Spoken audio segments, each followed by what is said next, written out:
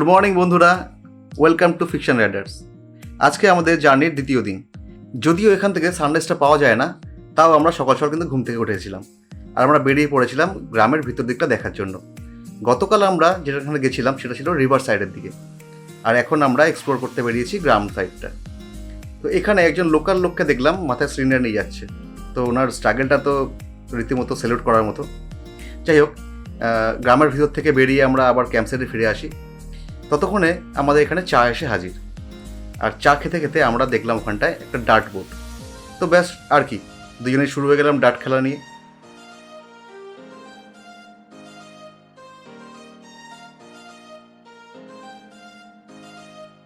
বেশ খানিকক্ষণ ডার্ট গেমটা এনজয় করলাম, অ্যান্ড দেন আমাদের ব্রেকফাস্ট হাজির। ব্রেকফাস্ট এখানে আমার দেওয়া হলো পরোটা উইথ আলুর তরকারি। তো খেতে বেশ ভালোই ছিল। যাই হোক, আমরা এইসবগুলো খেয়ে দিয়ে আমরা ফ্রেশ আপ হয়ে নিলাম, নিয়ে এখন আমরা বেরোবো আমাদের আজকের ডেস্টিনেশনের দিকে। যদিও আমাদের কোনো প্ল্যান ছিল না আমরা আজকে কোথায় থাকবো বা কোথায় যাব। তো সকালে ব্রেকফাস্ট করতে করতেই আমরা এখানের যে কুক ছিলেন তার সাথে কথা বললে জানতে পারলাম যে লামহাটা ইকো পার্ক নামে একটা জায়গা আছে, যেটা কিনা খুব সুন্দর, আর সেখানে যাওয়ার রাস্তাটাও বেশ ভালো। আসলে এটা আমাদের প্রথম ট্রিপ, আর গতকালের যে এক্সপিরিয়েন্স হয়েছে আমার, তাতে আমি চাইছিলাম যে কাছাকাছি কোনো একটা জায়গায় যেতে, আর যেখানকার রাস্তাটা কিন্তু ভালো হবে। তো ইকো পার্ক অ্যাডভেঞ্চার ক্যাম্পকে বাই বাই বলে আমরা বেরিয়ে পড়ি আজকের ডেস্টিনেশনের দিকে। হ্যাঁ, সত্যি যেমন বলেছিলেন, রাস্তাটা সত্যি খুব সুন্দর, আর এখান থেকে সিনিক বিউটিও বেশ ভালো। প্রবলেম একটা যে কালকে রাতে আমরা কিন্তু অ্যাকশন ক্যামেরা চার্জ দিতে ভুলে গেছিলাম। তো যে ফুটেজগুলো তোমরা দেখতে পাচ্ছ এই সবটাই কিন্তু মোবাইলে তোলা। রাস্তাটা কিন্তু দারুণ উপভোগ করছিলাম আমি আর শুভ্র, কারণ দুদিকে পাইন গাছ আর পাশ থেকে হচ্ছে টয় ট্রেনের লাইন। তো বেশ ভালোই লাগছিল। এখানে একটা জায়গা বেশ দারুণ লাগলো, মানে এখান থেকে ভিউটা তো অসাধারণ লাগছিল। পিছনে পুরো পাইন জঙ্গলটা দেখা যাচ্ছিলো, আর আমরা নেমে আসলাম টয় ট্রেনের লাইনের ওপরে। সেখানে দাঁড়িয়ে আমরা কিছু ফটোশ্যুট করি, কিছু রিলস বানাই, দেন আমরা বেরিয়ে পড়ি লামহাটার দিকে।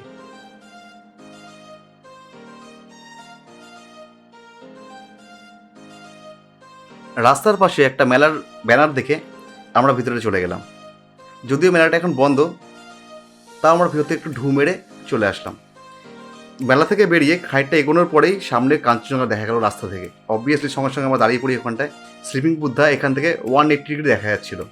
তো আমরা বেশ কিছু ফটোও তুলি এখানটায়, দেন আমরা আবার এগিয়ে পড়ি লামহাটার দিকে। এখান থেকে জাস্ট 2-1 মিনিটের রাস্তা হবে লামহাটা ইকো পার্ক। তো সেখানে আমরা পৌঁছে যাই, গিয়ে একটা চায়ের দোকানের সামনে আমাদের বাইকটা পার্ক করি। বাইক পার্ক করে আমরা লামহাটা ইকো পার্কের ভিতরে চলে যাই। লামহাটা ইকো পার্কে ঢোকার জন্য এন্ট্রি ফিস হচ্ছে 25 টাকা। লামহাটা ইকো পার্কের উপরে একটা হলি লেক আছে, আর সেই লেকে যাওয়ার ম্যাপটা দেওয়া ছিল আমাদের টিকিটের পিছনে। বাট আমরা একটু ওভার এক্সাইটেড হয়ে নিজেরাই রাস্তা খুঁজতে শুরু করি, আর কোনো ম্যাপ ট্যাপ না দেখে উপর দিকে উঠতে থাকি। তো এইভাবে আমরা অনেকটাই উঠে যাই, কিন্তু আমরা কোনো রকম লেক দেখতে পাই না। তো তখন হঠাৎ মনে পড়ে যে হ্যাঁ, পিছনে তো একটা ম্যাপ দেওয়া ছিল। তো সেই সময় ম্যাপটা খুলে দেখি, আর গুগলে আমরা সার্চ করে দেখি যতটা আমরা এসছি তার অলমোস্ট 4 ডবল যেতে হবে, তবে আমরা গিয়ে লেকটা পাবো। বাট ততক্ষণ অলরেডি অনেকটা টাইম ওয়েস্ট হয়ে গেছিলো আমাদের। আর লামহাটা এসে আমরা দেখলাম যে এখন তো অলরেডি 2টো বাজে। তাহলে 2টো যখন বাজে তো আমরা এখানে কেন স্টে করবো, আমরা কাছাকাছি অন্য কোনো একটা জায়গায় স্টে করি। তো নেক্সট একটা ব্যাকআপ প্ল্যান আমার কাছে ছিল যে তিনচুলোতে স্টে করব। তো আমি এখান থেকেই তিনচুলো একটা হোমস্টে আছে, ইউটার্ন হোমস্টে, সেখানে আমি ফোন করে একটা রুম বুক করি আমার জন্য। দেন তিনচুলোর দিকে আমরা রওনা হই। লামহাটা থেকে তিনচুলের ডিস্টেন্স 7 কিলোমিটার মতো, আর এই রাস্তায় পড়বে গুম্বাধারা ভিউ পয়েন্ট, যেটা কিন্তু একটা দারুণ একটা জায়গা। আর গুম্বাধারার ভিউ পয়েন্টে যাওয়ার সময় আমরা কিন্তু হয়ে যাবো পেশক টি গার্ডেন হয়ে। তো পেশক টি গার্ডেনের ভিতরে বাইক চালানোর যে এক্সপিরিয়েন্স, সেটা তো সত্যিই একটা অন্য লেভেল ছিল। দুদিকে চায়ের বাগান আর মাঝখান থেকে স্মুথ একটা রাস্তা। তো এই রাস্তা দিয়ে আমরা বেশ এনজয় করতে করতে এগিয়ে চললাম গুম্বাধারা ভিউ পয়েন্টের দিকে।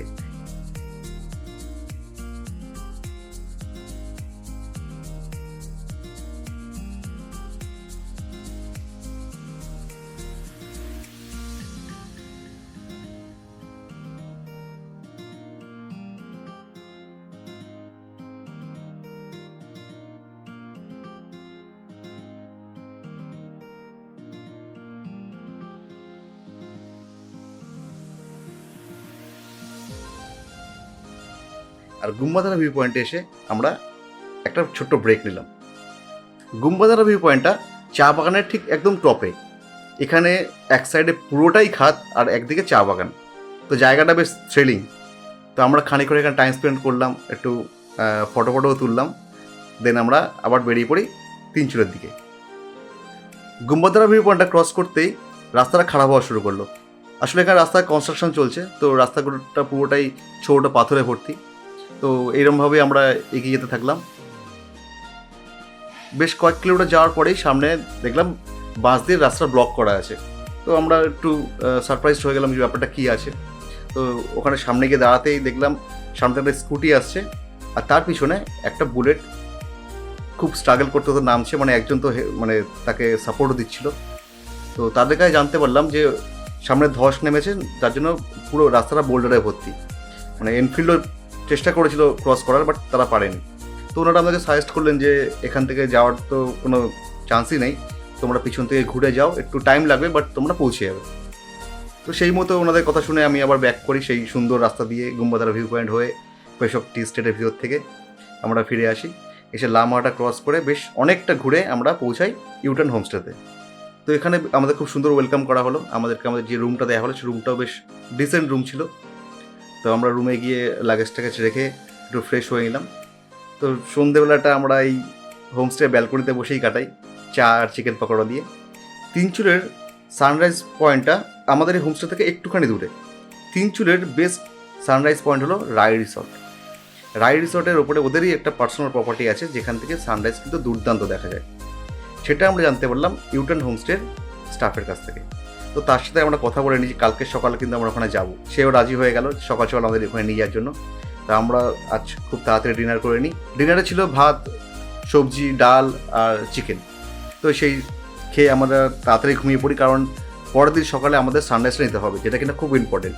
গুড মর্নিং বন্ধুরা, সরি এখনও মর্নিং হয়নি, এখন অন্ধকারই আছে, এখন বাজে 4টে। আমি এখন যাচ্ছি ইউটার্ন হোমস্টের সেই স্টাফটাকে ডাকতে, কারণ সে আমাদেরকে নিয়ে যাবে রায় রিসর্টে। পুরো অন্ধকারের মধ্যে আমরা 3 জন হেঁটে হেঁটে যাচ্ছি। রায় রিসর্টটা এখান থেকে মিনিট 5-10 রাস্তা পায়ে হেঁটে।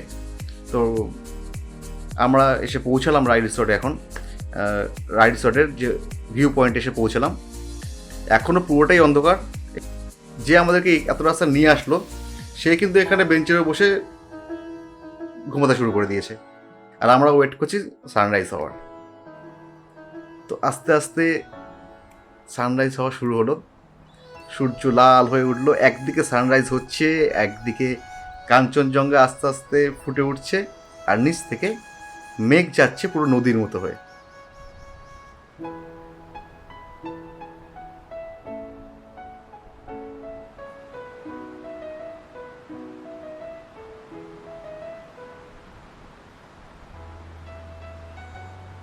মানে সে অসাধারণ দৃশ্য, মানে না দেখলে বুঝবে না।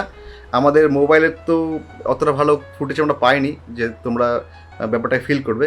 তো আমি রেকমেন্ড করবো তোমরা একবার তিনচুলেতে এসে সানরাইজটা দেখো, দারুণ লাগবে। আর সকালে পাহাড়ের যে রঙের খেলাটা, সূর্যটার সাথে সাথে যেভাবে প্রথমে পুরো অন্ধকার থেকে স্লিপিং বুদ্ধাটা আস্তে আস্তে ডিপ লাল, তারপরে গোল্ডেন কালার, আর তারপরে পুরো সাদা হয়ে গেল। এই 3টে রঙের যে খেলা, জাস্ট চোখ ধাঁধিয়ে যাবে দেখে, মন ভরে যাবে, মনে হবে হ্যাঁ পাহাড়ে ঘুরতে আসা সার্থক হয়েছে। তো এরকম একটা সুন্দর ফিলিংস নিয়ে আমরা রায় রিসর্ট থেকে বেরোলাম। হ্যাঁ, এখানে কিন্তু আমরা রায় রিসর্টে আমাদের জন্য চায়েরও ব্যবস্থা ছিল, এটা ওই স্টাফটাই অ্যারেঞ্জ করে দিয়েছিল। রায় রিসর্ট থেকে আমরা চা খেয়ে বেরিয়ে আসি ইউটার্ন হোমস্টের দিকে। সকালের এই একটা অসাধারণ মুহূর্ত বুকে নিয়ে আমরা আস্তে আস্তে আমাদের হোমস্টের দিকে এগোতে থাকি, আর রাস্তায় আস্তে আস্তে বেশ কিছু রিলসও বানাই। আর এখান থেকে ভিউটাও দুর্দান্ত, মানে রোড থেকেও যে ভিউটা পাচ্ছিলাম সেটাও কিন্তু বেশ অসাধারণ। তো এখানে বেশ খানিকক্ষণ আমরা টাইম স্পেন্ডও করি রাস্তার ওপরে। তারপর আমরা আমাদের রুমে যাই। এবার রুম থেকে তোমাদেরকে দেখাই যে ভিউটা কেমন।